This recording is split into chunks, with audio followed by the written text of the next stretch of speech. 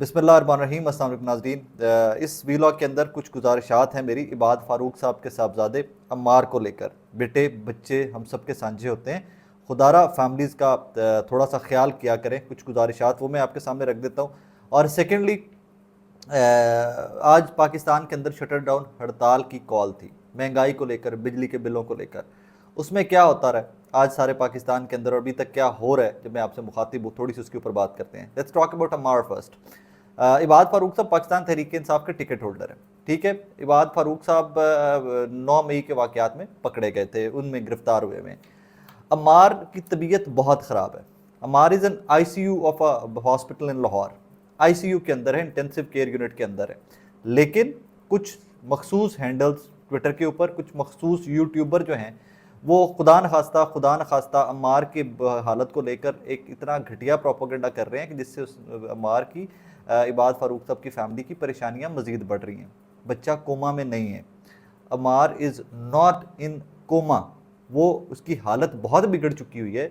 He is not stable, he is not recovering. उनकी हालत बच्चे की वापस ठीक भी नहीं हो रही है, दवाइयाँ भी असर नहीं कर रही हैं, लेकिन वो कोमा में नहीं है, वो वेंटिलेटर पे नहीं है, वो इंटेंसिव केयर यूनिट में है, लाहौर के एक बहुत अच्छे अस्पताल में। पाकिस्तान के लाहौर के अंदर अवेलेबल जितने अच्छे न्यूरो के डॉक्टर्स हैं उस बच्चे का इलाज कर रहे हैं। जब आप लोग चंद रीट्वीट्स के लिए और एक अपने वीलॉग के ऊपर चंद व्यूज़ के लिए ये लिख देते हैं ना कि वो कोमा में चला गया और वेंटिलेटर के ऊपर है, आखिरी सांस, अल्लाह ना आ जाए यार, तुम्हारे अपने भी बच्चे हैं भाई।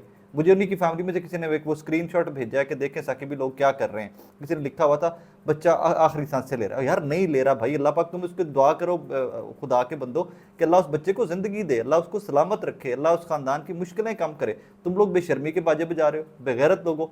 तुम लोग उस माँ ने, ट्विटर हर बंदे के फ़ोन के अंदर है, अगर उस माँ ने, उस चचा ने, उस दादा ने, उस दादी ने, मामू ने, मामी ने, किसी रिश्तेदार ने ये आपका बकवास थंबनेल और ये बकवास सी कोई ट्वीट देख ली कि जी वो वेंटिलेटर के ऊपर आखिरी सांसें ले रहा है, कोई रिश्तेदार जो उनका दूर बैठा हुआ है, पाकिस्तान से दूर है या दूसरे शहर में कहीं बैठा हुआ है, और वो ये आपका बकवास पढ़ लेता है, तो उसके बाद उनके ऊपर क्या गुजरेगी, कभी आपने सोचा है? जर्नलिज्म के अंदर आपको सेंसिटिविटी का भी ख्याल करना चाहिए। आपको स्टोरी के साथ, अगर आप जर्नलिस्ट हैं तो स्टोरी के साथ थोड़ा ये भी ख्याल किया करें कि आपके अल्फाज, आपका लफ्ज़, मुंह से निकला हुआ आपका लिखा गया लफ्ज़ ख़ानदान के ऊपर क्या बिजली बनकर गिरेगा। तो अल्लाह के बंदो उसका भी थोड़ा सा ख्याल किया करो। सेकेंडली, हर बंदा उसके ऊपर एक अपनी अपनी लाइन लेके चला हुआ है, जी वो इलाज नहीं करवा सकता। तुम्हें किसने कहा वो इलाज नहीं करवा सकते? वो अल्लाह का शुक्र है, they are well to do, वो पाकिस्तान के बेहतरीन अस्पताल से बेहतरीन डॉक्टर से इलाज करवा रहे हैं। यार अपने प्रोपोगंडा के अंदर लोगों को इज्जत का तो ख्याल रखा करो। उस खानदान के ऊपर पहले क्या गुजर रही है, वो बच्चा किस कर्ब से गुजर रहा है, उस बच्चे के साथ फैमिली किस कर्ब से गुजर रही है, किस अजियत से गुजर रही है। बाप जेल में पड़ा हुआ है, बच्चा अस्पताल के इंटेंसिव केयर यूनिट में पड़ा हुआ है, तुम लोगों को अपने अपने प्रोपोगंडा की पड़ी हुई है। मैं फिर से क्लैरिफाई कर दूं, इबाद फारूक साहब की फैमिली वेल टू डू है। बच्चा LGS में जाता था, लाहौर के बड़े अच्छे स्कूल में जाता था, वो खाता पीता घराना है, वो अपने बच्चे का इलाज अफोर्ड कर सकते हैं। इबाद फारूक साहब का बेटा अम्मार इंटेंसिव केयर यूनिट में है, लाहौर के एक बहुत अच्छे अस्पताल के अंदर, वो वेंटिलेटर पे नहीं है। वो अल्लाह कभी ना करे, अल्लाह कभी ना करे, मेरी औलाद जितना है, मेरा बच्चा है, बच्चे सबके साझे होते हैं, वो आखिरी सांसें नहीं ले रहा। तुम बेशर्मों को सबको मिलकर ये दुआ करनी चाहिए कि अल्लाह पाक उसको सेहत दे, अल्लाह पाक उनकी रिकवरी की जानिब अम्मार को लेके आए, वो जल्दी से हंसता खेलता उस तरह अपने स्कूल वापस जाए। इसी कॉन्टेक्स्ट में डॉक्टर्स ने पाकिस्तान के अंदर कहा है कि इस बीमारी का जो तशखीस हुई है अम्मार को, उसका इलाज नहीं है, उस बीमारी का इलाज नहीं है पाकिस्तान के अंदर। लिहाजा फैमिली ये प्लान कर रही है कि भाईजान जैसे ही इबाद फारूक साहब बाहर आते हैं, कोई ज़मानत का या उनका कोई मामला बनता है, तो वो उसको पाकिस्तान से बाहर बेहतरीन कोई भी जो अस्पताल दुनिया का है जहाँ इस स्पेसिफिक बीमारी का इलाज मुमकिन है, उसको लेकर जाएंगे और वो अफोर्ड कर सकते हैं। मैं फिर से कैटेगोरिकली, जो आप लोग उस फैमिली के जख्मों के ऊपर नमक छिड़क रहे हैं, और फिर यहाँ पर एक दो इदारे हैं जिन्होंने बड़ा रिस्पॉन्सिबल जर्नलिज्म किया। मुझे सुबह सुबह BBC ने कांटेक्ट किया, रिस्पॉन्सिबल जर्नलिज्म, फैमिली से बात करके जाके मिल के उसके बाद स्टोरी लगेगी। कुछ न्यूज़ चैनल्स पाकिस्तान के, उनके रिपोर्टर्स ने कांटेक्ट किया, फैमिली के साथ जाकर इन्वेस्टिगेट करके फिर वो स्टोरी लगेगी। इबाद का केस लाहौर बार के एक बेहतरीन वकील के पास है।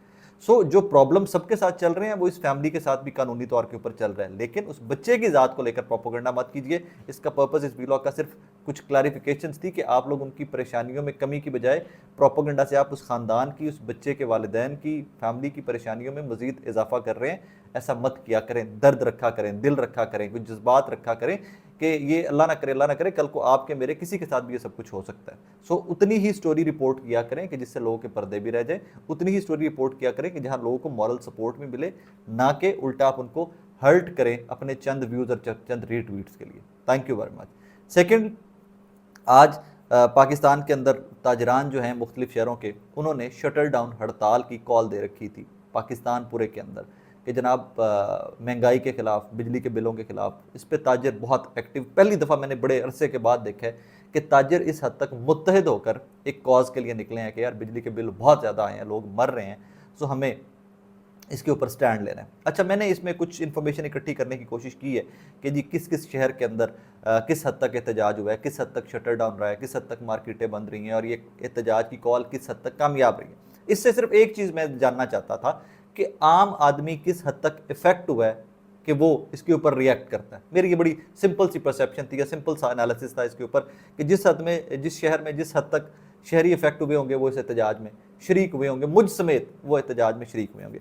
लाहौर की बात मैं बता रहता हूँ कि लाहौर पार्शली बंद है, 50-50 कह लीजिए, लाहौर 100% बंद नहीं है। आगे चलिए, तौनसा मार्केट में जी मंडियाँ भी टायर जलाकर बंद की गई हैं, मार्केटें भी बंद की गई हैं। मर्दान शेरगढ़ बाजार है, मुकम्मल तौर पर बंद है, बहुत बड़ा मुजाहरा हुआ है मर्दान में।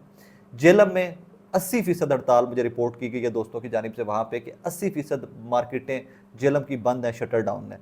आगे कराची, बहुत ज़्यादा दुकानें बंद हैं, काफ़ी ज़्यादा दुकानें बंद हैं, लेकिन कराची इतना बड़ा है कि उसके मुकम्मल कराची का लेना बहुत मुश्किल है। लिया शटर डाउन मुकम्मल बंद है। सियालकोट 50-50 कुछ लोग रिपोर्ट कर रहे हैं खुला हुआ है, कुछ लोग कह रहे हैं बंद हुआ हुआ है। इसमें फैसलाबाद बंद है। पिशावर, चारसदा, मर्दान मुकम्मल हड़ताल वहाँ पर जारी है। गुजरात, मुगोवाल और जो एरियाज गुजरात के रेलेवेंट हैं बंद है। आगे चलते जाइए, नारोवाल मुकम्मल तौर पे, पंजाब का शहर नारोवाल मुकम्मल तौर पे बंद है। एबटाबाद 100% बंद है। फिर वही इस्लामाबाद, एक खातून है फ़ायज़ा मीर साहब, उन्होंने कहा जी मैं I-8 मरकज़ अभी देख कर आई हूँ, बंद है। लेकिन इस्लामाबाद के बारे में लोग पार्शली कह रहे हैं कुछ हिस्सा खुला हुआ है, कुछ हिस्सा बंद है। इसी तरह आगे चलते जाइए कि कराची में ट्रैफिक वगैरह रूटीन की चल रही है। रहीम यार खान बंद है। फैसलाबाद में आपको पहले बता चुका कि बंद है। चिन्योट 50-50 है, ये हमारे फैसलाबाद के साथ सिटी है, चिन्योट 50-50 है। सरगोदा में 50-50 है, सरगोदा खुली हुई हैं दुकानें।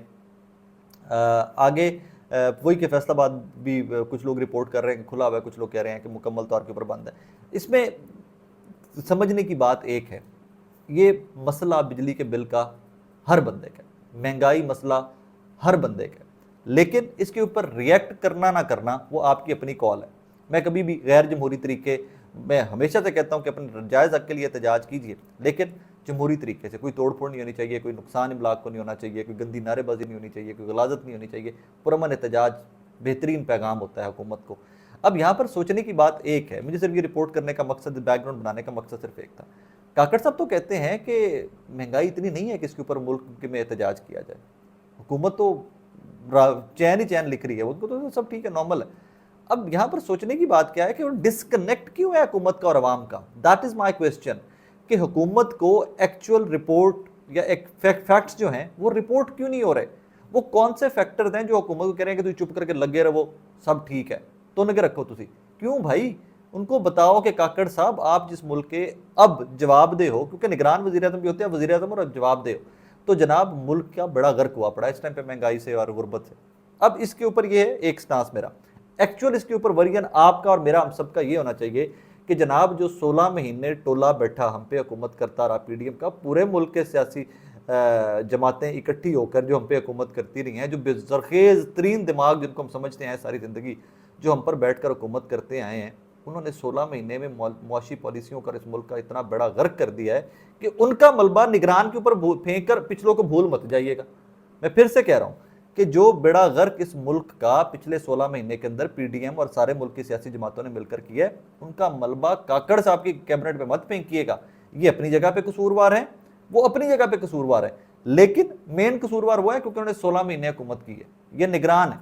इन्होंने बिजली महंगी की, इन्होंने पेट्रोल महंगा किया, जरूर तनकीद करें, बिल्कुल खुलकर तनकीद करें, लेकिन असल कसूरवार आपकी पीपल्स पार्टी, PMLN, MQM को बिल्कुल नहीं भूलना आपने, JUIF को बिल्कुल नहीं भूलना। ये वो सियासी जमातें हैं कि जो पिछले 16-17 महीने आप पे हुकूमत करते रहे और दबा कर अपने केसेस खत्म करवाए हैं, अपनी मामलात में चलते रहे, और आपकी और मेरी किसी ने परवाह ही नहीं की। सो असल कल्प्रिट वो हैं। सिर्फ ये शटर डाउन का बताने का, इस हड़ताल का बताने का पर्पस एक था, क्योंकि आई थिंक ये नेशनल मीडिया पर रिपोर्ट नहीं होगा, शटर डाउन हड़ताल को बहुत ज़्यादा रिपोर्ट नहीं होगा, बट टच करेंगे हेडलाइंस के अंदर, टच किया और निकल जाएंगे टेलीविजन चैनल्स। बट हड़ताल पूरे मुल्क के अंदर चल रही है, तो इसमें आपने अपने असल मुजरिम जो हैं या मुलजिम जो है, जिनको आप जो भी लफ्ज़ इस्तेमाल करना चाहें, उनको मत भूलिएगा, उनको याद रखिएगा, और वो आपने याद रखना है इलेक्शन के दिन, पोलिंग डे पे। अपना बहुत सारा ख्याल रखिएगा, दुआ में याद रखिएगा। अल्लाह हाफ़िज़।